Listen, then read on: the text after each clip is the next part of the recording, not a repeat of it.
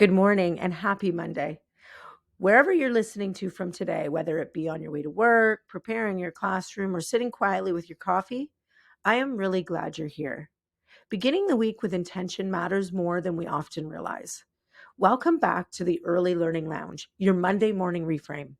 I am your host, Tammy Nucci, and today we're continuing a conversation that's been building over the past few weeks, one that connects deeply to how children are growing up in today's world. Last week, we talked about outdoor play, risk, and freedom, and how children's physical worlds have been shrinking. This week, we're shifting our focus inward to something far less visible, but just as powerful: screens. Let me start with a simple question. If children aren't playing outside as much anymore, where did they go? The answer is all around us. Screens are everywhere, in homes, cars, restaurants, classrooms, pockets. They've become part of daily life, not because children demanded them, but because adults introduced them as tools for learning, calming, entertaining, and managing very full lives. And here's an important reframe. We need to begin with: children are not addicted to screens. Society is addicted to convenience. Screens didn't replace childhood. They filled the space where childhood used to unfold. When we talk about childhood shrinking, we're not just talking about less outdoor play or fewer chances to roam. We're also seeing a shrinking of children's inner worlds. Attention feels shorter, frustration shows up faster, big emotions feel harder to manage. Why? Because screens are designed to offer instant answers, quick rewards, constant stimulation, and very little waiting. And here's what research and lived experience tells us: boredom is not the enemy of childhood, it's the birthplace of imagination. When children sit with boredom, they invent, they create, they discover who they are. When screens steps in too quickly, those moments disappear. The Canadian Pediatric Society has shared that excessive screen use in young children can interfere with sleep, attention, behavior, and opportunities for unstructured play. Not because screens are inherently bad, but because they displace experiences children need for healthy development.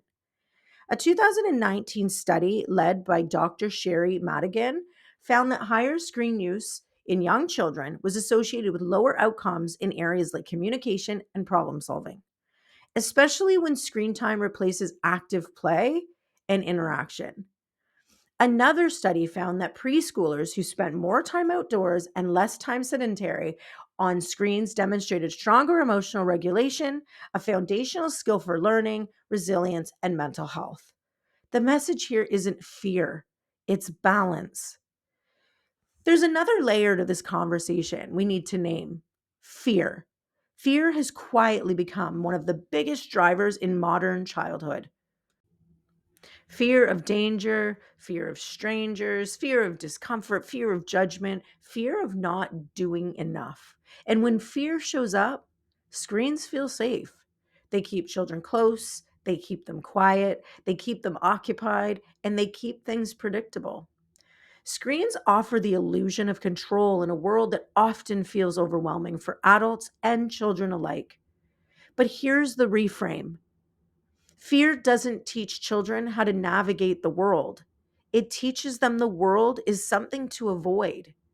And when we respond to fear by shrinking children's experiences, we unintentionally shrink their confidence. Screens didn't rise because parents stopped caring. They rose because the world started to feel louder, faster, and harder to trust. But here's the irony. I want us to sit with this for a moment. So many of the things we fear about the outside world are visible. We can see the road, we can see the tree, we can see the fall coming.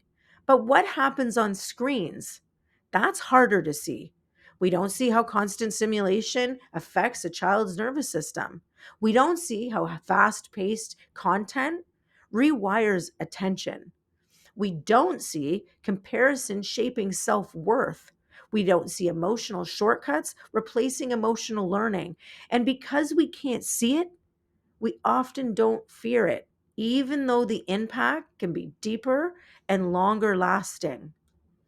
What if the thing we need to be most mindful of isn't the world outside our children, but the one we replace and put in their hands? Screens feel safe because they're quiet and contained. But safety isn't just about preventing injury, it's about protecting development. This is how many children are living today, overstimulated but underexperienced. Their brains are busy, their bodies are still, their emotions are triggered but not always practiced. It's not the screens are wrong, it's that when they become constant, they crowd out the slow, quiet, messy moments where growth happens. Childhood doesn't need more stimulation, it needs more space. So here's your reframe for the week ahead. You don't need to eliminate screens and you don't need to feel guilty. You need to create space. Try one small shift this week: a screen free meal, a few minutes of boredom, just let it happen. A problem your child solves without help, a conversation without a device nearby, not as punishment, as permission. Because childhood isn't found in pixels, it's found in pauses, in waiting, in wondering, in the moments when nothing is scheduled and everything is possible. Next week, we'll go even deeper with episode 10: emotional regulation in a fast world.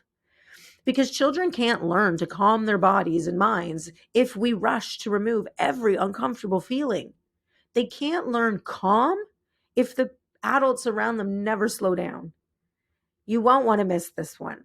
As you move through the week, I hope you find moments to slow the pace, soften the noise, and notice the small things.